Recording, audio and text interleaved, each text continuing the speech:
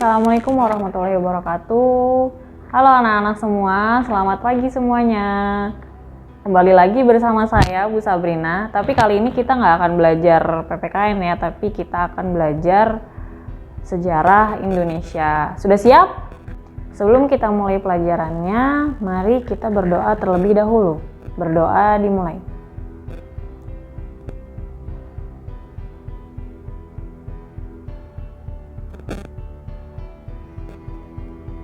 Berdoa selesai, silahkan siapkan buku catatannya masing-masing beserta dengan buku cetak sejarah Indonesia. Ayo kita mulai. Konsep dasar sejarah.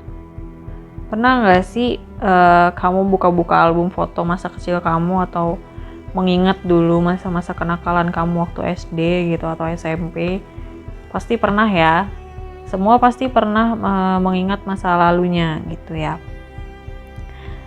Apa sih kaitannya sama sejarah? Apa sih yang sebenarnya kalian pikirkan tentang sejarah ini yang ada dalam benak kalian? Biasanya orang berpikir kalau sejarah itu ngomongin masa lalu, kemudian ngomongin peristiwa-peristiwa yang terjadi di masa lalu gitu kan. Pokoknya semua berkaitannya sama masa lalu. Jadi sejarah ini adalah ilmu pengetahuan yang pelajari peristiwa atau kejadian penting yang terjadi di kehidupan manusia pada masa lalu. Jadi keywordnya di sini sejarah itu adalah ilmu pengetahuan yang pelajari kejadian penting atau peristiwa. Jadi dalam artian nggak semua yang namanya masa lalu itu bisa dijadikan sebagai sejarah atau sesuatu yang istilahnya dikenang gitu ya. Sejarah itu kan sesuatu yang dikenang gitu ya. Contohnya misalnya gimana sih sejarah orang tua kalian bisa bertemu dan kemudian menikah dan akhirnya kalian hadir gitu kan. Itu kan sebagai bentuk sebuah sejarah, sebuah kejadian penting gitu ya. Menikahnya orang tua kalian, kemudian ibu kalian hamil dan melahirkan kalian, itu kan sebuah kejadian penting di dalam hidup baik kamu ataupun orang tuamu. Contoh lainnya kalau Indonesia sendiri ya sejarah kemerdekaan misalnya gitu ya. Indonesia merdeka di tanggal 17 Agustus tahun 1945 dan itu menjadi hari yang sangat bersejarah sekali gitu ya, karena di mana momen ini adalah menunjukkan Indonesia bisa merdeka tanpa bantuan orang asing, bahkan bisa menyatakan gitu ya, menyatakan bahwa Indonesia ini berdiri dengan kakinya sendiri. Unsur sejarah. Jadi ada beberapa unsur yang membentuk adanya sejarah. Ada 3. Yang pertama, manusia, ruang, dan waktu. Kenapa manusia di sini sebagai unsur sejarah? Karena manusia adalah orang yang atau makhluk yang menyadari adanya waktu. Setiap peristiwa pasti selalu ada peran manusia di sana gitu. Jadi nggak bisa terlepas dari manusia sebagai objeknya gitu. Kemudian yang kedua ada ruang, atau bisa kita katakan sebagai tempat. Setiap peristiwa itu pasti ada tempatnya, berbatas pada tempat tertentu gitu. Contohnya misalnya kemerdekaan Indonesia diproklamirkan di Jakarta gitu. Jadi kejadiannya di Jakarta gitu, nggak ada di tempat lain. Atau misalnya kamu pernah jatuh dari sepeda di depan rumah, ya kejadiannya hanya di depan rumah. Kemudian yang ketiga ada waktu. Nah, dalam unsur sejarah ini waktu ya menjelaskan tentang keadaan di masa lalu yang sudah pernah terjadi. Berlanjut kepada konsep sejarahnya. Jadi unsur ini berkaitan dengan konsep sejarah di mana yang pertama berlangsungnya peristiwa ada batas waktunya. Tadi seperti yang saya bilang, semua itu ada batas waktunya. Jadi setiap peristiwa itu ada waktu, baik batas waktunya baik dalam bentuk detik, menit, jam, hari, bulan, atau misalnya tahun, periode 100 tahun, 200 tahun, 300 tahun, dan lain-lain. Kemudian kesatuan kelangsungan waktu. Jadi bisa jadi dibahas adalah satuan dari masa lalu, sekarang ataupun masa depan. Begitu. Jadi semua itu berhubungan, mau dari masa lalu ke masa sekarang, kemudian ke masa yang akan datang. Cara berpikir sejarah. Di sini ada 3. Yang pertama, cara berpikir dengan kronologis. Kronologis adalah ilmu tentang waktu yang membantu menyusun kejadian-kejadian sejarah sesuai urutannya.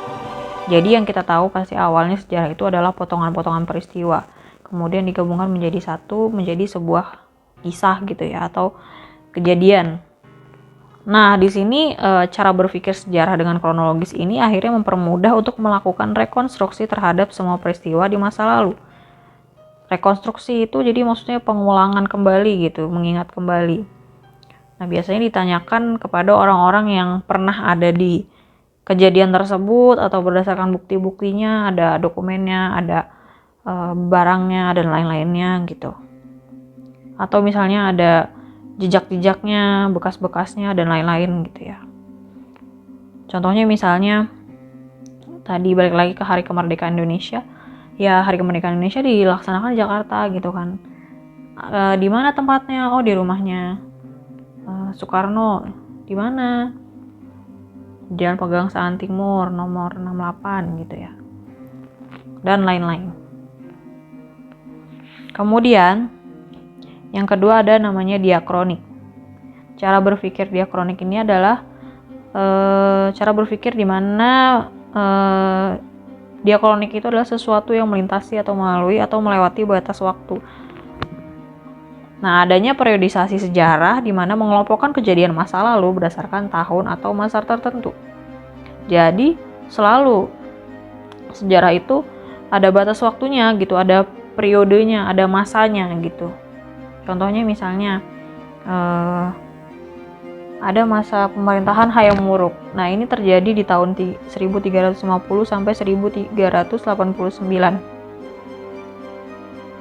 Nah, di sini kenapa sih harus ada cara namanya berpikir diakronik? Supaya mengetahui perkembangan manusia dari waktu ke waktu. Jadi, gimana sih perkembangan manusia dari zaman dulu itu, dari masa Hayam Wuruk itu sampai sekarang gitu, dari masa kerajaan sampai akhirnya menjadi masyarakat yang berbudaya, beragama, sampai kita di hari ini gitu ya.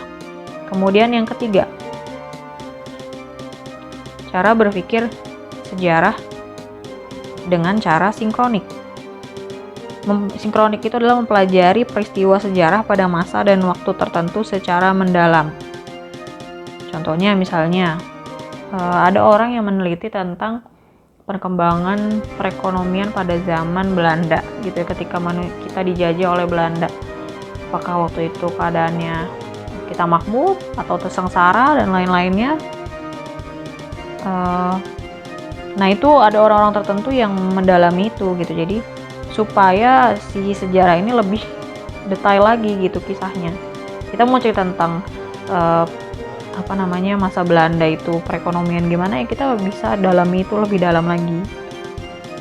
Jadi cara berpikir sinkronik ini lebih kepada untuk mendalami suatu bidang sesuai sejarahnya di masa lalu gitu. Jadi nantinya akan digabungkan dengan masa sekarang.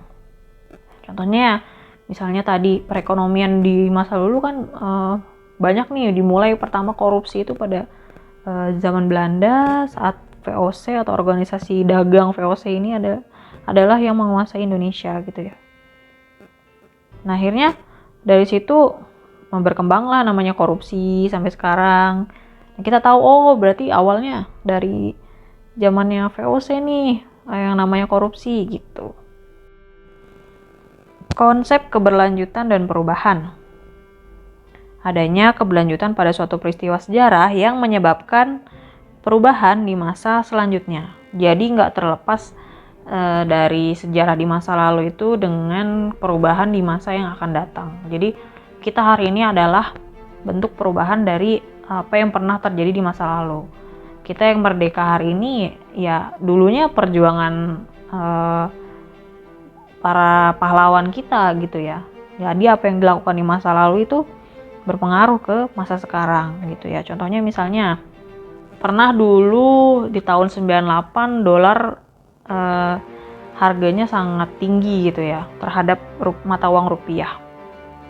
Jadi waktu itu karena Soeharto diturunkan dan terjadi kerusuhan tahun 98, maka pada waktu itu dolar yang tadinya $1 itu sama dengan 2.000 atau 3.000 rupiah melonjak menjadi $1 sampai 16.000 rupiah. Saking keadaan waktu itu perekonomian ini sangat kacau sekali.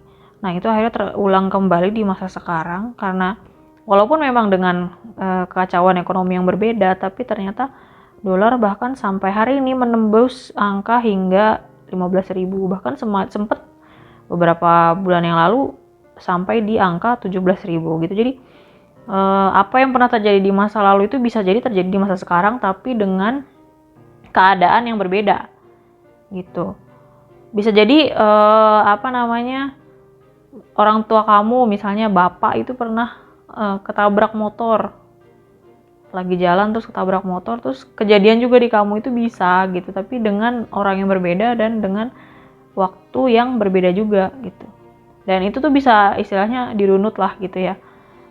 Ini nggak ada kaitannya dengan karma atau apa, tapi memang ada yang seperti itu gitu, jadi pengulangan sejarah lah istilahnya gitu ya.